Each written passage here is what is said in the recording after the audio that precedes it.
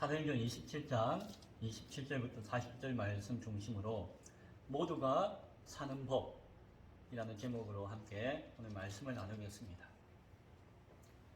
며칠 전 가평에 연구소에서 세미나 모임이 있어서 다녀왔습니다.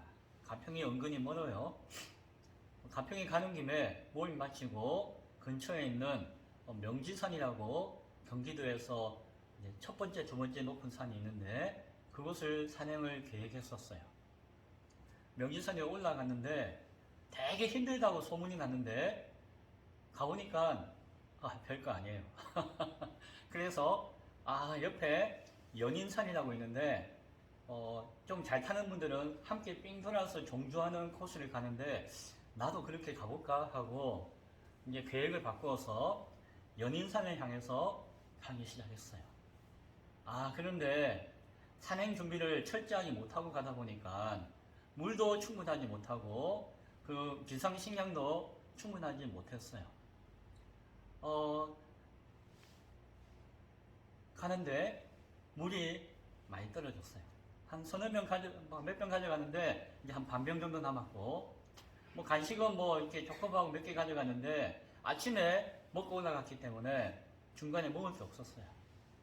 배가 고프네요. 아침도 안 먹고 올라가니까 낮이 되니까 배가 고파요. 포도당 같은 게 있었는데 그걸 먹고 사탕도 먹었는데 한참 가니까 허기가 져요. 목이 말라요. 근데 물이 요만큼밖에 없으니까 아직 몇 시간은 더 가야 되니까 먹을 수 없으니까 한 모금 먹고 또 갔어요. 그래서 이제 명지산에 한 12시쯤에 올라고 이제 연인산까지 한 3시간 걸려서 내려오면은 한 4, 5시간 되면 도착하겠다 했어요. 한 10시간 정도 산행을 했는데, 그런데 이 명지산에서 연인산 가는 게 능선 타고 쭉 가는 건 줄 알았더만 그게 아니었어요. 올라가는데 쭉 내려가다가 또 봉우리 올라가는데 쭉 내려가다가 올라가는 것이에요. 처음 가는 길이라서 힘이 들었어요. 물도 떨어지고 먹을 것도 떨어졌는데 허기는 지고 기력이 점점 세었어요. 주머니에 그 말랑 젤리가 몇 개 있었어요. 요만한 봉지에 그 하리보라고 하는 조그만 젤리 같은 게 평소에는 먹지도 않아요. 그게 몇 개 있었는데 그걸 하나 꼭꼭꼭 씹어 먹었어요. 그 젤리가 몸에서 녹아가지고 피를 타고 온몸에 흘러가는 게 느껴졌어요. 그거 젤리 하나가. 그래서 겨우겨우 갔어요. 그런데 연인산 정상을 향해 올라가고 있는데 힘들었어요. 기도가 나오죠. 평소 안 하다가도 그럴 때 되면 기도가 막 나와요. 절절하게 나와요. 하나님, 힘이 드네요. 하나님, 그냥 주저앉고 싶은데요. 하나님, 조금만 도와주세요. 라고 기도하면서 올라갔어요. 그런데 좀 약간 외진 산이기도 하고 사람도 없어요. 10시간 산행하는데 딱 두 사람 만났는데, 세 사람 만났는데, 한 명 반대 방향으로 가는 사람, 남자 한 명 만났고, 이제 사람이 없죠. 그래서 했는데, 연인산 정상에 딱 올라갔는데, 한 부부가 거기 앉아서 밥을 먹고 있는 거예요. 오후 3시쯤 됐어요. 점심시간 지났는데, 그 참외하고 도마도하고 깎아서 막 먹고 있는 거예요. 이야! 얼마나 먹고 싶었던지. 근데 제 성격에 주세요 라는 이야기를 못했어요. 좀 쉬었다 내려가야지. 물 한 모금 마시고 있었는데, 아무튼 그분들하고 어떻게 오셨어요? 이런저런 이야기 하는데, 도마도, 이 주문만한 도마도, 방울토마토를 4개를 종이컵에 담아서 저에게 주는 거예요. 저는 드릴 게 없는데 너무너무 감사합니다. 정말 우러나오는 감사가 나와가지고 감사합니다 라고 도마도, 방울토마토 4알을 먹었어요. 먹고 내려왔죠. 내려오는 도중에 번뜩 이런 생각이 들었어요. 하나님이 내가 너무너무 힘들고 지쳐 쓰러질까봐, 저거 안 먹었으면 내가 가다가 어떻게 될까봐 천사를 보내셨구나 하는 생각이 번뜩 나는 거예요. 정말 그 방울토마토 4개 그거 안 먹었으면은 속이 뒤집어졌을 뻔했어요. 머리가 핑 돌았을지도 몰라요.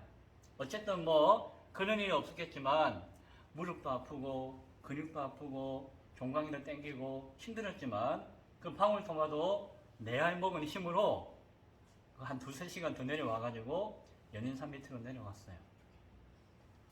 저에게 무슨 고백이 있다고요? 천사를 만난 고백이 있어요. 아이 목사님 저는 여러분 어떻게 생각할지 몰라도 저는 내려오면서 하나님이 저를 위해서 천사를 예비하셔가지고 방울토마토 4개를 주셨다. 저는 방울 한짝 주는 것보다도 무슨 이만큼 밥을 많이 주는 것보다도 그 방울토마토 4개를 먹었기 때문에 하나님이 천사 보내주셨다는 고백을 할 수가 있었어요. 그리고 그 마음이 지금도 있어요. 나는 사람 2명으로 봤지만 내려오는 게 안 보였어요. 나중에 어쨌든 그분들이 천사였구나 라고 하는 고백을 하게 되어집니다. 그거는 저의 고백이에요. 저의 고백이고 저의 신앙생활 가운데 소중한 경험이 되어질 것입니다. 오늘 이 말씀이 여러분 가운데 방울토마토 내 안이 될 수 있기를 소원합니다. 위기가 닥치면은 진정한 영웅이 드러나요. 오늘 바울은 죄수의 신분으로 배를 타고 가고 있었죠. 그러나 그는 신분은 죄수였지만 하나님의 사도 되어진 이 영적인 권위는 가려질 수가 있다 없다? 가려질 수가 없는 것인 것을 봅니다. 배가 난파되려고 하는 위기의 순간에 바울의 비록 죄수의 신분이었지만 그 영적인 권위가 드러나게 되었고 그것이 그 배에 탄 모든 사람들을 살리는 능력이 있는 사건을 오늘 말씀은 우리에게 보여주고 있어요. 폭풍이 밤낮으로 몰아쳤습니다. 며칠 동안 몰아쳤다고요? 14일 동안 거의 보름 가까이 밤낮으로 폭풍이 몰아쳤어요. 배는 풍전등화와 같이 위험한 순간순간을 맞이하고 있었어요. 그런데 지난주에 말씀을 나누었죠. 바울이 하나님의 위로와 말씀을 듣고 난 다음에 전해주기를 여러분이여 이제는 안심하라 라고 외쳤던 기억을 하게 되어집니다. 왜요? 하나님을 향한 믿음의 고백이 있었기 때문이에요. 아무도 몰랐지만 아무도 듣지 못했지만 바울은 만났고 들었고 확신했고 믿었기에 그것을 전할 수가 있었던 것이에요. 폭풍은 그러한 고백이 외침이 있었지만 여전히 치고 있었어요. 아마 열흘 정도 더 쳤던 것 같아요. 그리고 밤이 되었습니다. 참 감사하게도 배가 남쪽에 부딪히지도 않고 어떻게 서쪽으로 향해 왔던 것 같아요. 전문가 사공들이 바다를 보니까 육지가 조금씩 가까워졌다는 그 짐작을 전문가적인 경험에 의한 짐작을 하게 되었어요. 물을 재어보았어요. 오늘 성경을 보니까는 20길이 되었다라고 해요. 한 36m 정도. 잠시 뒤에 또 재어보니까 15길이 되었다 해요. 한 25m 정도. 수위가 점점 낮아지고 있죠. 육지가 점점 가까이 왔구나라고 하는 것을 경험적으로 알게 되었어요. 하지만 동시에 무엇이죠? 육지가 가까이 왔다는 것은 이제 살 길이 열렸다는 것이 있기도 하지만 동시에 암초와 갯벌이 곧 나타날 것이고 그게 부딪히거나 박히면은 배가 자초되어 죽을 수도 있다라고 하는 것을 알게 되는 것이에요. 맑은 날이면은 가까이 왔다라고 하지만 폭풍우가 치고 있기 때문에 아무것도 보이지 않기 때문에 희망도 있지만 절망도 함께 생기는 순간이었어요. 사공들이 이렇게 가다가는 암초에 걸려 죽을 수도 있다라고 생각하고 일단 날이 밝을 때까지는 배를 멈추자라고 생각했어요. 그래서 고물은 배의 뒤쪽을 이야기하는 것이에요. 뒤쪽에 있는 닻을 4개를 내렸다라고 이야기해요. 배가 크다 보니까 닷도 여러 개가 있었던 것 같아요. 4개를 내리고 날이 밝기를 기다렸어요. 그런데 사공들 가운데 몇몇이 그 배의 앞쪽에 가가지고 거기서도 닻을 내리는 척 하다가 거룻배, 비상보트를 내렸어요. 왜 그랬을까요? 가만히 생각해도 전문가들인 자기들 입장에서 볼 때에 이 배가 살기는 글렀다라는 판단이 든 것이에요. 그래서 이 비상보트는 몇 개 안 되는데 여기에 276명이 타고 있는데 다 탈 수 없잖아요. 우리라도 살고 보자 라고 생각하고 몰래 배를 내리고는 어떻게 하려고? 도망치려고 했던 것이에요. 사공들이. 바다를 너무너무 잘 알기 때문에 자신들의 경험과 지혜에 따라서 자신들이 살 수 있는 길을 찾았던 것이에요. 다른 사람도 같이 살면은 자기들은 죽을 수 있다고 여겼기 때문에 지혜롭게 한 것인지도 몰라요. 그것이 세상의 지혜였죠. 이러한 절박한 상황 가운데 이제 바울의 영적인 권위가 드러나기 시작했습니다. 바울이 영적인 권위가 드러났던 첫 번째 모습은 바울이 그 사공들의 모습을 바라보고 백부장과 군인들에게 전해주었어요. 31절에 보니까 이 사공들이 배에 있지 않으면은 당신들이 모두가 구원을 얻지 못할 것이다 라고 이야기했어요. 하나님의 말씀은 바울로 인해서 모두가 구원받게 될 것이다 라고 말씀하셨지만 바울의 영적 권위를 가지고 판단하고 이야기하기를 이들이 떠나고 이들이 도망가 버리면은 이 배가 여러분이 모두가 구원받지 못하게 될 것이니 어떻게 해야 된다? 막아야 합니다 라고 백부장에게 군인들에게 명령했어요. 바울은 죄수잖아요. 어쨌든 그의 영적 권위로 이야기했던 것입니다. 군인들이 그 상황을 보고 아마 백부장이 명령했겠죠. 그 내려놓았던 비상보트의 줄을 끊어버렸어요. 배는 다 떠내려갔죠. 아이고 저 비상보트.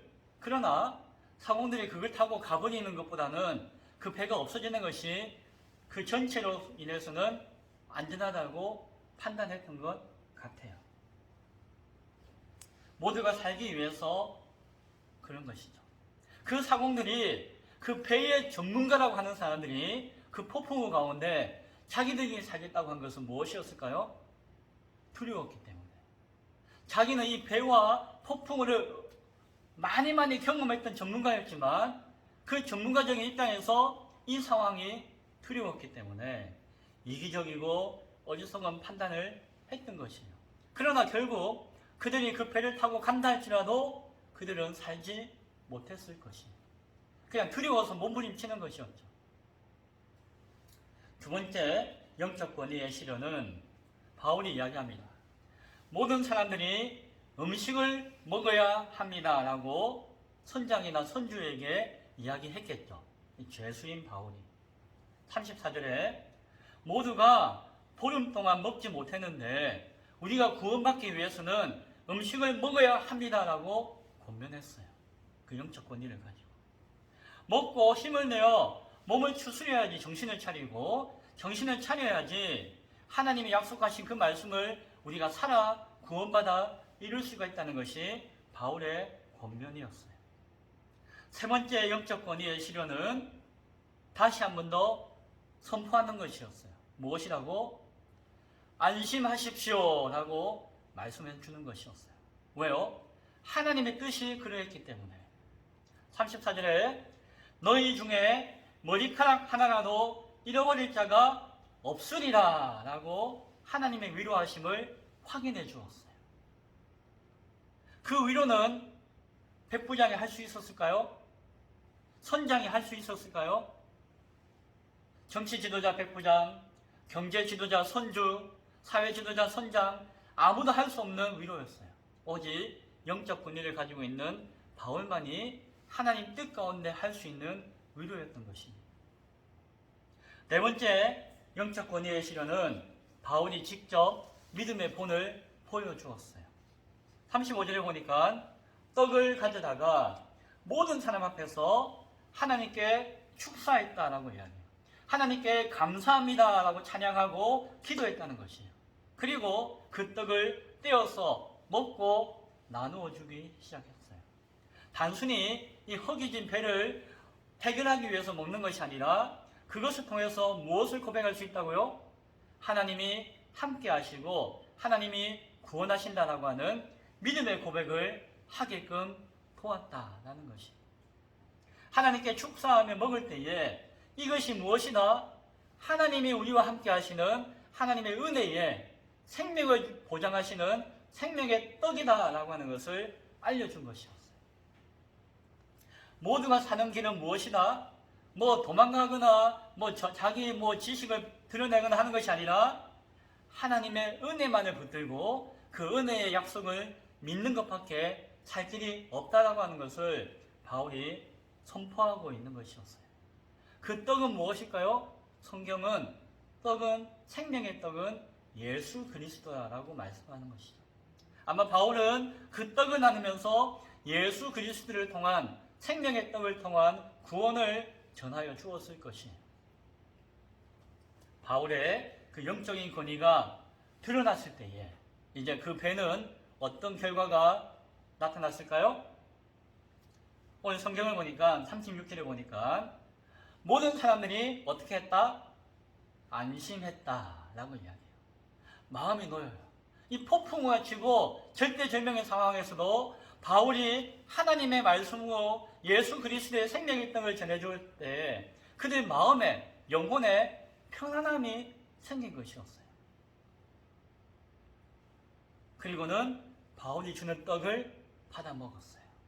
자기가 막 허겁지겁 처먹는 것이 아니라 바울이 질서 있게 나눠주는 이 생명의 떡을, 축복의 떡을 먹으면서 허기를 채우고 영혼의 위로를 받았다라고 하는 것을 보게 되어져요. 또한 그들 모두가 그 하나님의 은혜 안에서, 약속 안에서 하나가 되었던 것을 보여줘요. 오늘 성경 37절에 보니까 누가가 뭐라고 표현하는 거 아니? 우리의 수는 전부 276명이더라 라는 표현을 해요. 누가가 지금 바울과 그 누가와 여기 있는 모든 사람들을 다 뭐라고 표현하는 거 아니? 우리다 라고 표현했어요. 함께 생명의 떡을 먹고 나누고 하나님의 위로하심을 경험했던 이 모두가 무엇이나 하나였다는 것을 누가의 표현을 통해서 우리는 바라보는 것이. 그들이 깨닫든 깨닫지 못했든 하나님이 그곳에 함께 하셨고 그들을 지키겠다 약속하시는 그 은혜가 그들 가운데 하나 가운데 있었던 것이. 그리고 그것을 누가는 확신했죠. 그래서 우리 모두는 276명이었다라고 말할 수가 있었던 것이에요. 그리고 세상적인 무거운 짐과 욕심을 모두가 내려놓을 수가 있게 되었어요. 그 사람들이 타고 있던 배는 어떤 배였다고 이야기했죠? 로마 정부의 곡식 운반선이었어요.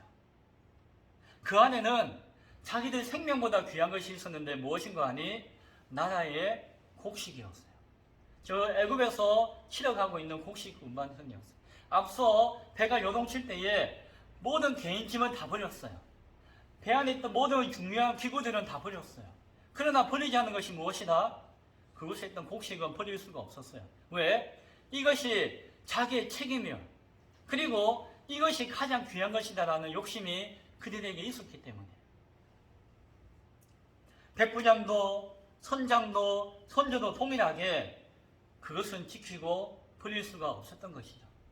그러나 이제는 그것마저도 버릴 수가 있게 되었어요. 내가 이건 붙들어야 살 수 있다. 이것은 나이가 지탱하는 마지막 수단이나 여겼던 그것마저도 내어놓고 버리게 되었던 것이.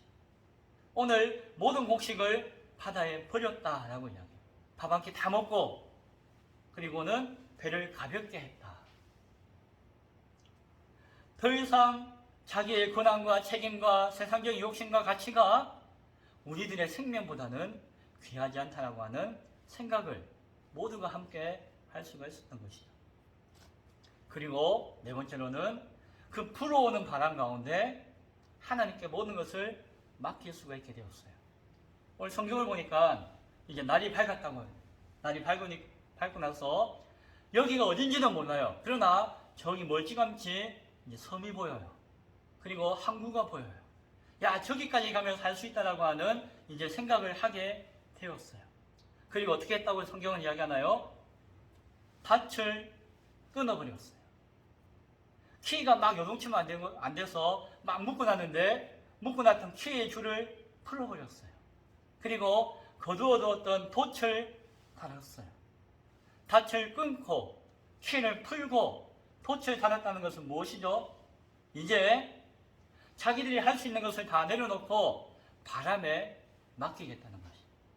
바람에 맡기고 돛도 끊고 키도 풀고 돛을 달아가지고 이제 바람에 맡겨서 바람이 인도하는 대로 가겠다라고 하는 고백이었어요.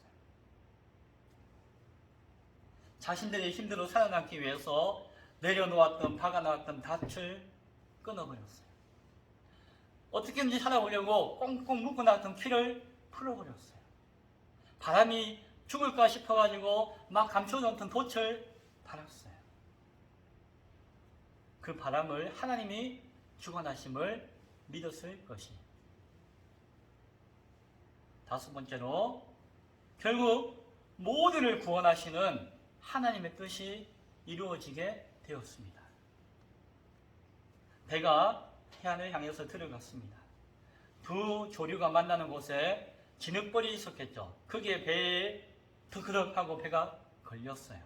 오늘 성경을 보니까 이물, 뱃머리가 바닥에 부딪혀서 움직일 수 없게 되었다라고 이야기해요. 그러나 고물, 배의 뒤쪽은 어떻게 되었다고요? 파도가 치니까, 폭풍우가 치니까 뒤에는 파도가 때려서 배가 부서지기 시작했어요. 뒤에부터. 앞은 박혀서 꼼짝 안 하는데 뒤에는 요동치면서 파도가 치니까 깨어지기 시작했던 것이에요. 그때 수심은 약 5m 정도라고 이야기해요. 지금 재보면.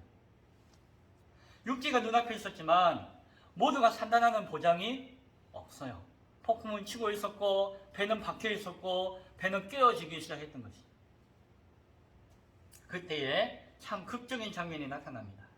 하나님이 백부장 율리오, 지난주 이야기했죠. 그를 사용하신 것이에요. 육지 앞에 배가 막 깨어지는 순간 군사들이 어떻게 판단했는 거 아니? 이 배에 타고 있는 죄수들을 다 죽이자라고 생각했어요. 왜? 아니 죄수들이 막 배에 뛰어내려서 헤엄쳐서 도망가 버리면은 죄수를 다 놓쳐버리잖아요. 자기들 그들을 지켜야 될 책임이 있는데. 그러니까 어떻게 한다? 그냥 죽여버리자라고 판단을 한 것이. 만약에 군사들이 죄수들을 막 죽이려고 했으면 죄수들은 어땠을까요? 날 죽이시오 했을까요? 아니죠. 그들도 몽둥이 칼 들고 아마 저항하여 싸웠을 것이에요. 그러면은 아마 죄수도 죽고 군인들도 죽었겠죠. 하나님은 다 살리겠다고 하시는데. 그런데 백부장이 그들을 막았어요. 막은 이유는 오늘 성경을 보니까 바울을 살리기 위해서 막았다라고 이야기해요. 백부장은 다른 죄수는 모르겠고 이 바울은 자신이 존경했잖아요. 자신이 의지했잖아요. 이 바울을 살려야겠다는 신념 가운데 자기 군사들을 막았어요.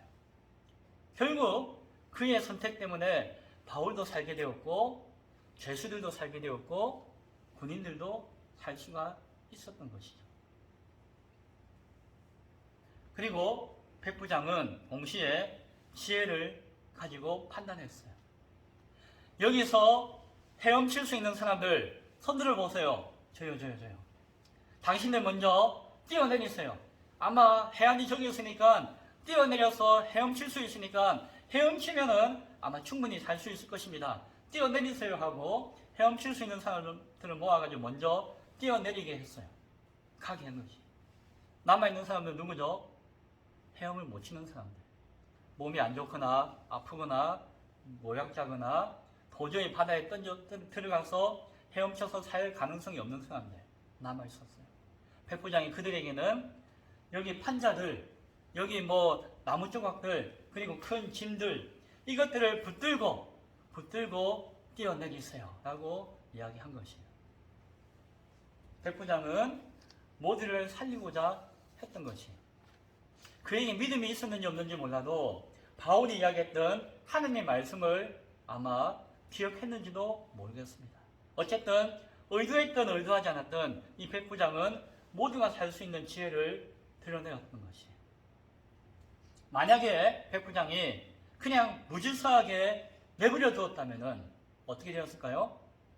군인들은 죄수를 죽였고 바울도 죽였고 죄수들은 군인을 죽였고 헤엄칠 수 있는 사람과 못 치는 사람들이 한꺼번에 뛰어내렸다면 헤엄치는 여유 있는 사람들은 그나마 판자나 짐들을 의지하여서 자기들이 훨씬 더 안전하게 살고자 했을 것이고 헤엄 못 치는 사람들은 그것마저도 의지할 것이 없어가지고 그냥 다 물에 빠져 죽었을 것이에요. 백부장의 온전한 역할로 인해 군인도 살고 죄수도 살고 모든 사람들이 살 수 있었습니다. 자, 그런데 과연 바울과 276명 모두가 한 사람도 빠짐없이 다 살아났어요. 한 사람도 빠짐없이 살 수 있는 것은 백부장 때문이었을까요? 아니죠. 우리는 하나님이 말씀하신 것을 듣고 있잖아요. 바울, 너의 그 사명으로 인해서 이 배에 탄 모든 사람들을 너에게 붙여주겠다라고 하나님 말씀하셨잖아요. 바울이 그 말씀을 듣고 사람들이여 안심하십시오라고 선포하고 외쳤잖아요. 사실은 그 백부장마저도 하나님이 예비하여서 세운 사람이었죠. 결국 누가 살리셨다? 하나님이 살리신 것이에요. 하나님께서 사명자 바울의 영적 권위를 세워주셨고 그 영적 권위가 위기 가운데 실현될 때에 백부장의 정치적 권위도 선장의 사회적 권위도 선주의 경제적 권위도 온전하게 그 역할을 할 수가 있었던 것이에요.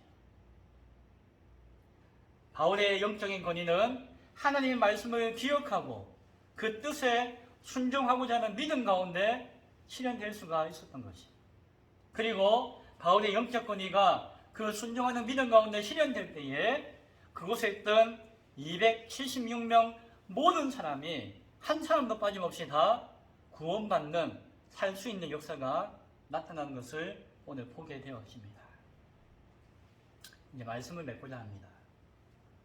오늘도 우리는 모두 살 수가 있습니다. 모두가 구원받을 수가 있습니다. 하나님은 이 세상 모두가 구원받기를 원하세요. 너희는 온 천하에 다니며 만민에게 복음을 전파하라라고 명령하셨어요. 누구에게? 모든 사람에게 복음을 전하라고 했어요. 왜? 모든 사람을 살리는 것이 하나님의 뜻이었기 때문에. 그리고 모든 사람들이 살 수가 있다는 것이에요.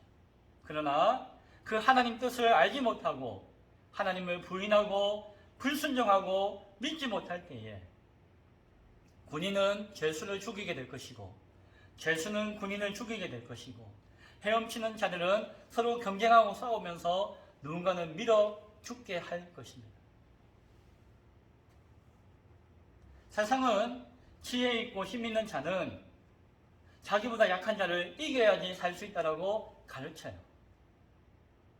함께 살아가는 법을 가르치지 않고 어려서부터 서로 경쟁하고 싸워서 이기는 법을 가르쳐주고 있어요. 그것이 세상의 교육이고 세상의 질서이고 세상의 모습이에요. 그리고 그러한 생각 가운데 정치도 경제도 사회도 다스려지고 있는 것을 보게 되었습니다. 하나님의 영적 권위를 실현해야 될 이 땅에 있는 교회들도 어쩌면은 세상과 별반 다를 바 없는 모습일지도 모르겠습니다. 오늘 말씀을 기억하십시오. 예수의 생명의 떡을 드러날 때에 그들은 하나가 될 수 있었어요. 그리고 그러할 때에 세상의 모든 짐과 욕심을 내려놓을 수 있었고 하나님 앞에 모든 것을 맡길 수 있었고 그러할 때에 하나님께서 그 모두를 구원하시는 역사가 이 배에서 나타났습니다. 세상이 모두가 함께 살 수 없다라고 가르칠 때에 교회는 어떻게 가르쳐야 될까요? 우리 모두가 함께 살 수가 있습니다라고 가르쳐 줘야 돼요. 그것이 하나님의 뜻이기 때문에. 하나님의 마음을 아는 참된 영적인 권위자는 세상 앞에 모두가 사는 법을 드러내어 알려주어야 할 것입니다. 그것을 바라보고 그것을 고민하고 그것을 실행하는 예수 그리스도의 참된 영적 권위로 세워지는 교회, 우리 기쁨의 교회, 그리고 우리 모두가 될 수 있기를 간절히 축원드립니다. 기도하겠습니다.